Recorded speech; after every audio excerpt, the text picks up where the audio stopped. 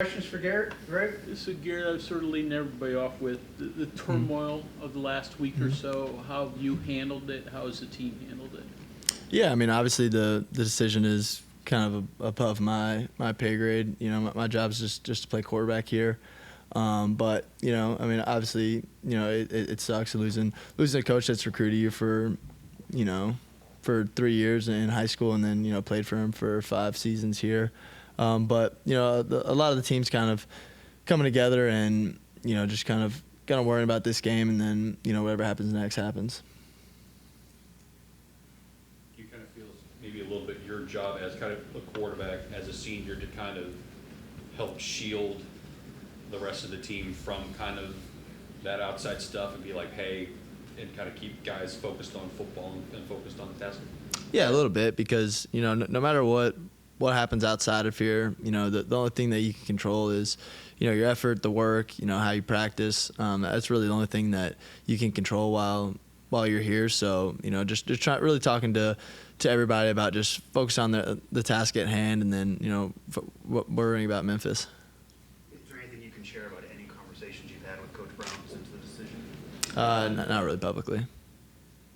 Speaking of Memphis, I mean, from a quarterback's point of view, what problems do those guys present to the offense? Yeah, so they're very similar structurally to Iowa State. They run the 3-3-5 and 3 safety stuff. So kind of structurally they're pretty similar to a lot of what Iowa State did. So it's kind of nice to have those reps logged against some 3 safety teams, to where it's not our first time playing against 3 safety teams, but those type of teams, those type of defenses, they do pose problems with how you ID plays, and it just junks some things up for us. So we just have to be really on point with our IDs and our communication.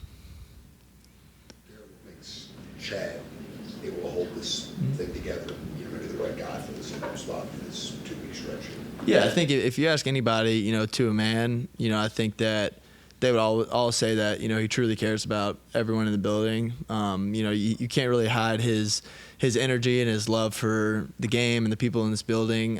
So I think guys have seen that over the last 5 years with him.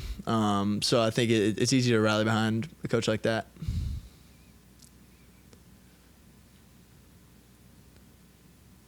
Do you think that more guys would not decide to play in the bowl game? Just because of all the changes and everything else with the coaching situation, or you happy? Did you have to talk to people off the ledge, maybe? Not really. I mean, I don't think we have anybody that's not here that's not going to play, which is good, and that speaks to the guys in the locker room and the character that they have. Is that the season obviously didn't go the way that we'd hoped, but they're going to finish it out and play one more time, and then figure out the rest after.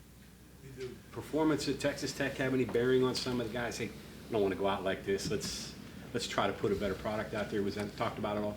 I mean, I think in the back of some guys' minds it's obviously there, because obviously Texas Tech just wasn't good enough, and the performance that we all put out there, me included, just wasn't good enough, and for me personally, I don't want that to be the last experience that I have playing. How much juice is that added to everybody as you watch them practice, as you practice yourself, to get ready for this next game?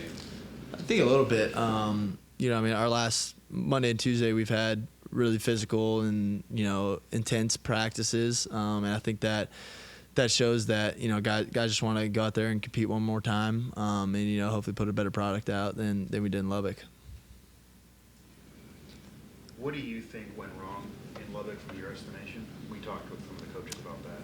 Yeah, I think that I can speak just for offense, but they had a really good third down plan for us. They had some.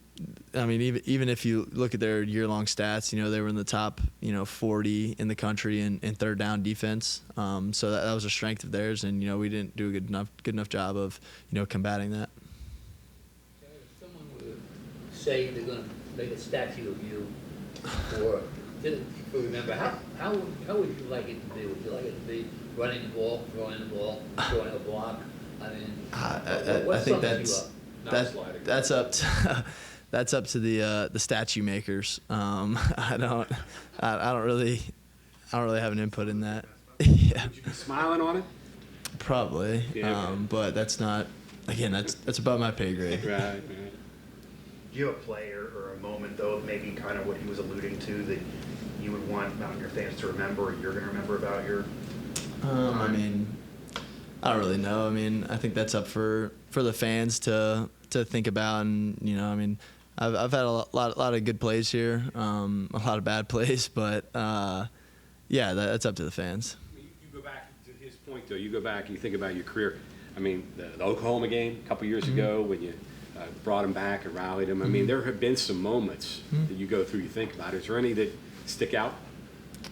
I mean, I don't know. I mean, probably the one that sticks out the most, just because we're kind of in that season, is the first play of the bowl game last year. I think that was pretty cool because, you know, Coach TA, he told me the whole week that, you know, it was going to be a huge play, just with our prep and stuff, seeing how they adjusted to motion.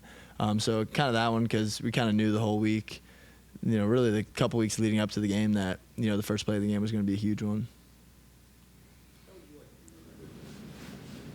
I mean, just as, you know, a guy who played his ass off for his teammates, his university, you know, the state. I think that's, if people just say that about me, you know, I'll be happy. You talked about the NFL before and things like that. What are your career goals? And if the NFL doesn't happen, would you want to play in a spring pro league or continue to play football? Yeah, I mean, obviously, I'm gonna keep playing football as long as I can. But right now, I'm focused on Memphis. Does it hit you that this is the last college game? Is it sunk in at all? Yeah, a little bit. You know, I'm moving some stuff out of my house. So, you know, I'm slowly moving out of my locker. You know, 5 years, you have time to accumulate a lot of cleats and stuff of that nature. So it's starting to hit me a little bit. But, you know, I'm really just kind of focused on, you know, doing my job against Memphis, and then, you know, kind of handling all that stuff later. I think you've talked before about how important it has been for you to be a guy, that empty the tank guy. Like, we're going to give 100% in every play. How important has it been for you to be that guy within yourself and be looked at that guy as like, man, it may go one way or another, that he is going to, you know, unload everything he's got on every play. Yeah, I think that's, you know, kind of really the only way that, you know, you can really live life is, you know, I don't want to be 80 years old and, you know, have regrets on, you know, any part of my life. And, you know, these last 5 years, you know, I don't really have any regrets. Obviously would like to have played better in some moments and win some more games and do all that, which that's just natural. But, you know, I prepared my ass off every week, you know, mentally, you know, football wise, and then, you know, physically, you know, I did everything I could. Been here 5 years. What do you tell somebody now? What's it like to be a Mountaineer? I mean, I think it's deeper than, you know, just football. I think it's, you know, an entire like attitude and, you know, outlook on life really. You know, this state's built on blue collar, hardworking people that, you know, really aren't going to take no for an answer, and they're going to keep fighting for, you know, themselves, their family, and so I think that something like that, you know, no matter what happens with my life, you know, I'll always have that DNA and that, you know, that kind of factor with me that, you know, no matter what happens, I'm going to keep fighting. So part of that will be with you the rest of your life, Yeah. West Virginia? No doubt. Okay, thank you very much. Yep. Thank you, guys.